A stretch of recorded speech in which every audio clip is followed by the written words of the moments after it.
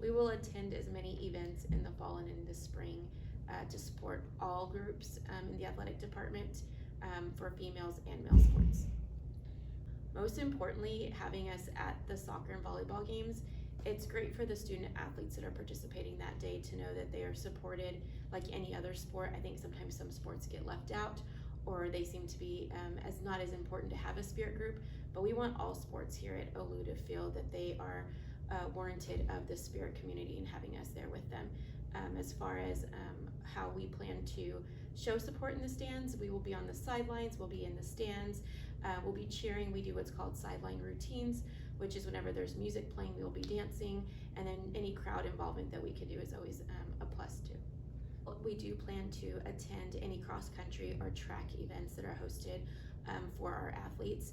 In our representation there, we are a couple of different roles. Sometimes coaches need assistance at different events at the competition. So if they need my girls to work an event, whether it be raking or, helping with meals, we are there to help make their day easier.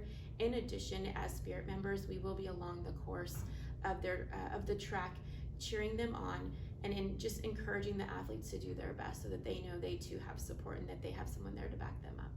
Our next big community service project that's coming up will be the Spirit Day. Tomorrow is our first rehearsal for that, and then Spirit Day is on Wednesday. So that is something within our OLLU community that we participate in. We do other forms of community service. As we get closer and closer to the holidays, we will be doing the food bank community service projects. We do things in the mall for any of the organizations that need help and that request our presence at their events. And then we do other community service projects for schools. We've been invited to be part of the welcome committee for the back to school events for the elementaries and middle schools in our community. So we've been there cheering kids on as they get off the cars or off the bus and get into the building. So in reference to the schedules and how we practice, we have two different schedules that we work off of, a dance schedule and a cheer schedule. Dance team practices 5 days a week, 12:30 to 2:30. Here in the UAC, we utilize the two dance studio areas that we have, the aerobic room and the room upstairs that is being designated and designed for us for our use.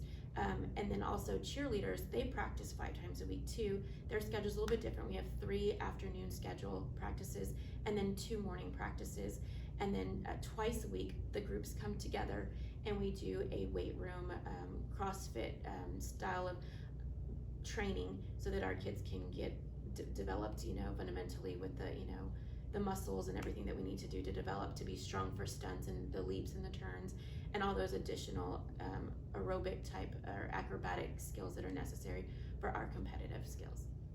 The National Cheerleading Association is a very well-known and respectable cheerleading competition and camp company within the United States. A lot of students from elementary all the way up to high school and college compete and attend these competitions and these camps. The camps train students to know the rules, regulations, expectations, the guidelines, and all the legal parts of being a cheerleader, knowing when to cheer, when to stunt, what stunts are allowed to be used.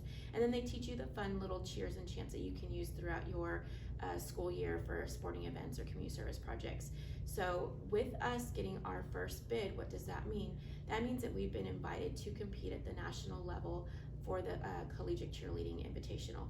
That includes us being able to travel to Daytona, Florida, and being able to compete with some of the bigger schools, not only within our NEIA division, but also see the other schools and intermingle and correspond with D1, D2, D3 schools. So it's a great opportunity for our athletes to be able to see cheerleaders and just spirit members at all levels and at all stages. In regards to how we earned our bid for nationals, we actually performed 2 routines and cheers that were taught at our camp.